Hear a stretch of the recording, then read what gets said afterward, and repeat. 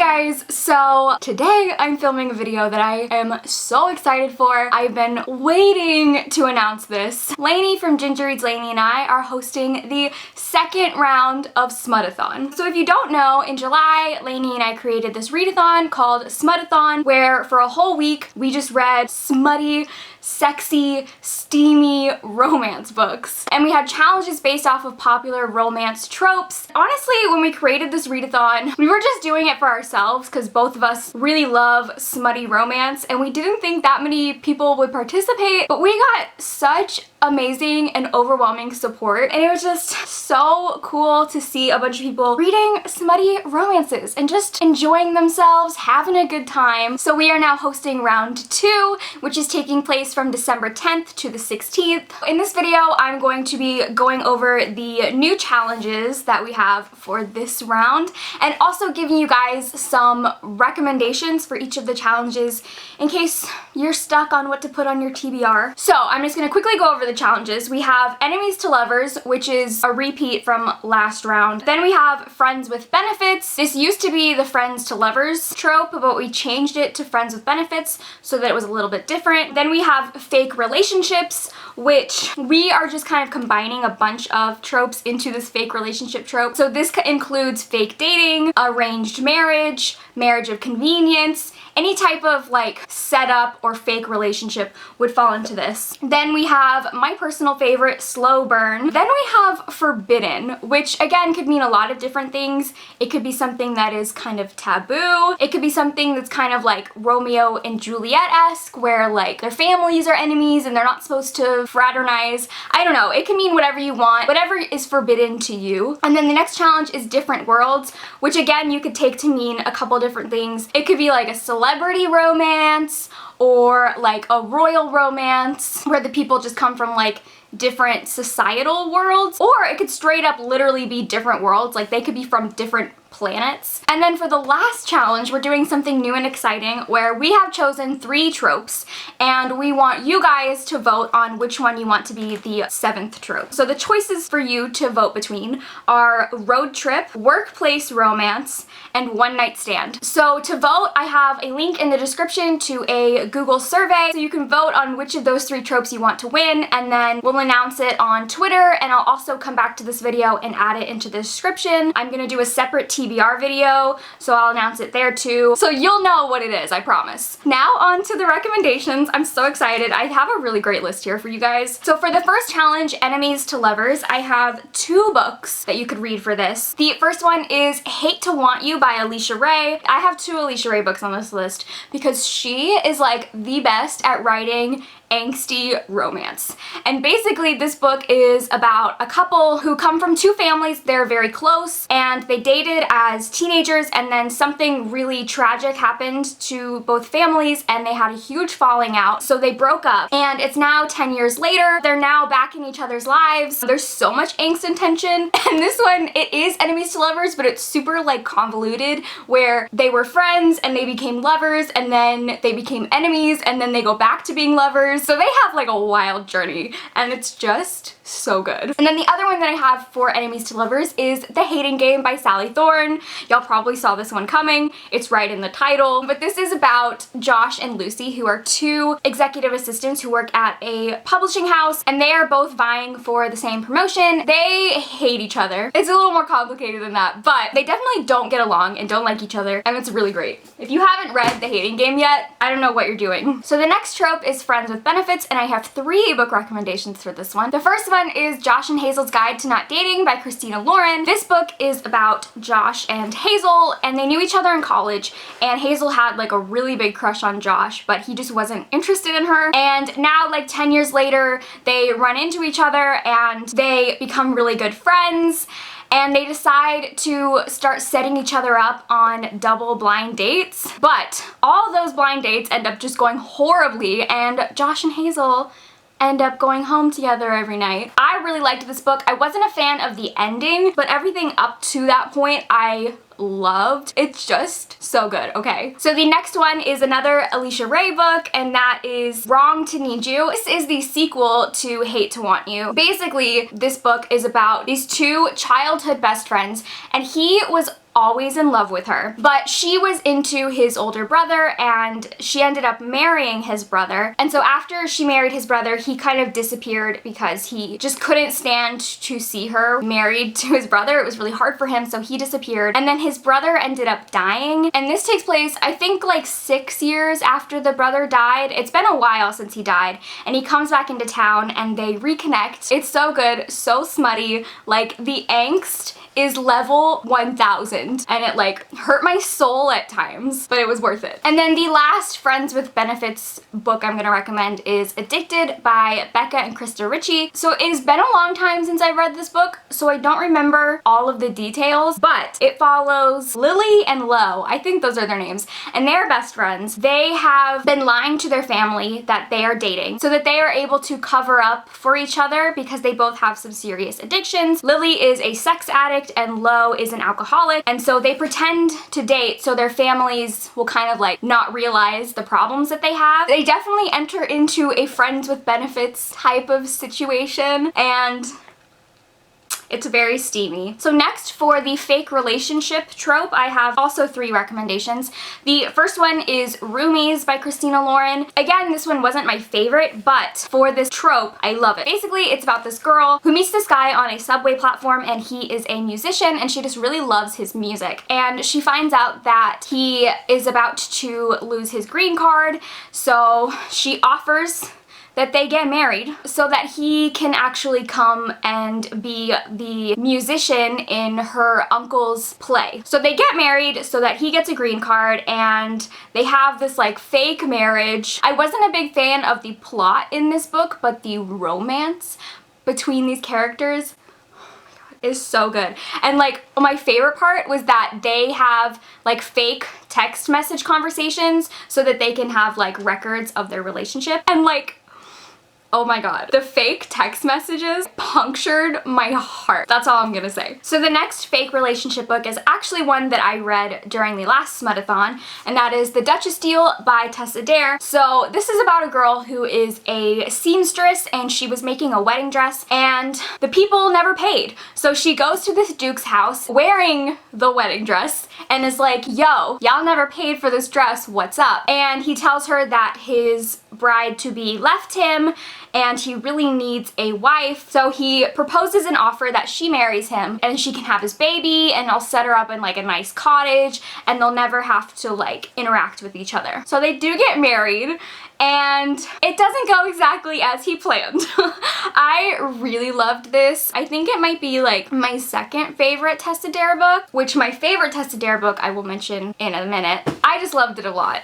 And then the last fake relationship book is The Kiss Quotient by Helen Wong, and this is about a girl who has Asperger's, and she hires a male escort to help pretend to be her boyfriend and teach her how to be physically and emotionally intimate with somebody. I love this book with my whole entire being. It is so good. So the next trope is slow burn, and for this one I'm recommending Dark Fever by Karen Marie Moning. Honestly, I'm just recommending the whole series, but it has been so long since I talked about these books on my channel, and if y'all have been around since like 2015, you will know I was obsessed with this series. I went on vacation, a really nice vacation with my family, and I literally stayed in my room almost the entire vacation binge reading this series. They were super mad at me, but like, do I care? No, because these books are great.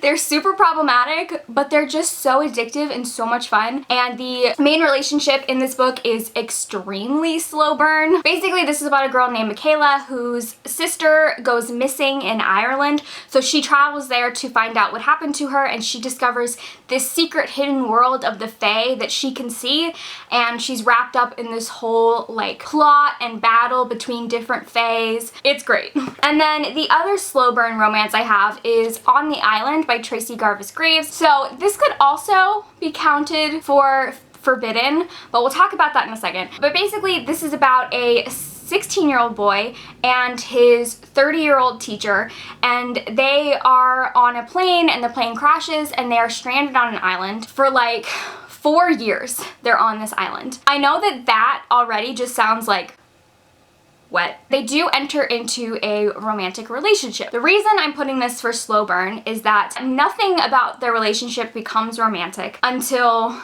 the boy is 18. So, it's still a little bit like, because she is 30, but when you read the book, it makes a lot of sense because they are stuck on this island with just each other for 4 years. They only have each other to rely on, and the bond that they build over that time is just so beautiful. I know that the age gap is going to turn a lot of people off, and I totally understand that. You're not hurting my feelings if you think it's gross. Okay, so that kind of transitions us into my forbidden book recommendations. So the first one I'm going to recommend is Rafe, Buff Male Nanny by Rebecca Weatherspoon, and the reason that I'm recommending this as forbidden is because the relationship is between a male nanny and the single mother whose children he takes care of. So going into it, I'm always very wary of those type of like boss employee type of relationships and how there's a imbalance in power dynamics. But that was super addressed in this book. They really talked about how there was a power imbalance and they wanted to make sure everything was consensual and that nothing was really crossing the line. And they did a really good job at staying within appropriate boundaries. And Rafe is honestly like, he's like this giant buff tattooed lumberjack motorcycle gang looking dude, but he inside is such a cinnamon roll, and like reading about him taking care of these 2 little girls is incredible. I loved this book a lot. Honestly, my forbidden romance recommendations are super tame because I don't read a lot of like taboo romances, but this one is Say Yes to the Marquess by Tess Adair, which is my favorite Tess Adair book. And the reason that I say this is forbidden is because the romance takes place between a woman and her fiance's brother. So this woman, Cleo, has been engaged to this guy for a really long time, but he just won't commit to her, and she barely even knows him. He is away on business all the time, and they like very rarely see each other, but they've been engaged for like 8 years. So she is like, finally, I've had enough. I want out of this engagement, and she wants to start her own brewery. But the only way that she can annul the engagement is by getting his brother's signature. So she goes to her fiance's brother to get a signature, and he basically won't do it, and instead is trying to convince her to marry his brother. But yeah, I just really loved this. Cleo is like one of my favorite historical romance heroines. She is super independent, and she really like goes after what she wants. The last forbidden romance is The Last Will and Testament by Dahlia Adler. This one is forbidden because the romance takes place between a woman and her TA. He's not like her full-on teacher, he's just the teacher's assistant. But still, it's kind of crossing some boundaries. But basically, at the start of this book, her parents die. So she becomes the guardian of her 2 younger brothers, and they come and move in with her at college, and she's really struggling with balancing taking care of her brothers and school, and she also has like this drama with an ex, and so her TA offers to help her, and he helps her with a lot of things. There's one scene in this book in particular that is just like stuck in my mind as being like so sexy. It's a sex scene that takes place outside, which I don't normally like outside sex scenes because like things are dirty and can get mixed in to gross places. But there was an outdoor sex scene in this book that so good. For the last trope, different worlds. So the first one is book 1 in my personal favorite new adult series, and that is Killing Sarai by J.A. Redmersky. This is the first book in the Company of Killers series. I've talked about the series so much. I'm recommending this for the different worlds trope because it is about a girl named Sarai who has been being held captive by a drug lord in Mexico for a really long time, and one day she finds her chance to escape with this guy, so she hides in his car. Little does she know that the guy is an assassin.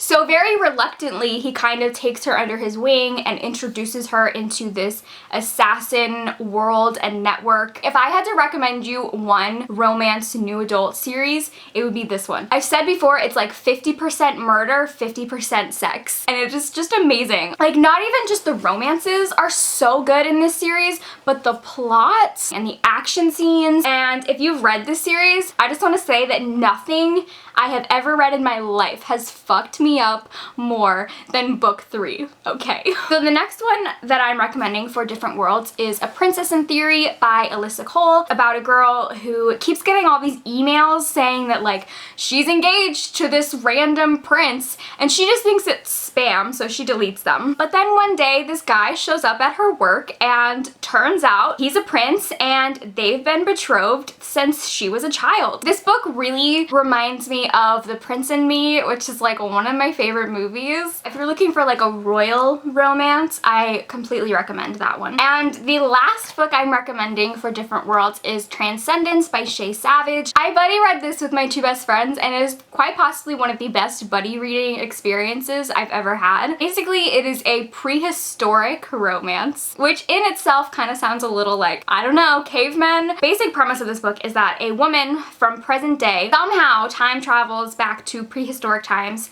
and she encounters this caveman, and they can't communicate at all because he doesn't speak any language. And this book is told from his point of view. So there's no dialogue in the book because he can't understand what she's saying. So we don't know what she's saying. We just have to kind of guess based on some context clues. And I knew I loved this romance when the girl, she was just kind of like having a meltdown, you know, she's stuck in the past. There's only this random caveman who she can't even talk to.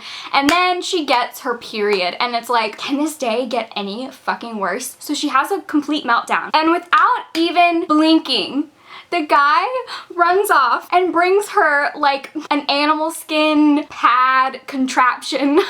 And like, if this caveman who can't even speak a language can get his girl some period products, so can everyone else. But yeah, it's really good, and the ending is just like really gut-wrenching, but so good. So those are all of my recommendations for the challenges. I also want to mention that on December 13th at 7 p.m. Central Standard Time, Lainey and I are going to have a chat on Twitter where we can just kind of like connect, have like a midweek check-in, and see how everyone's doing, talk about the books that we've read. Definitely check into that, and remember to use the hashtag Smudathon on Twitter and Instagram if you're gonna post any updates. Be sure to click the link in the description so you can vote on the 7th challenge. I am super excited to see everyone's TBRs and what everyone is reading. I will have a TBR up closer to the start of the readathon. So thank you guys for watching, and I will see you in my next video. Bye!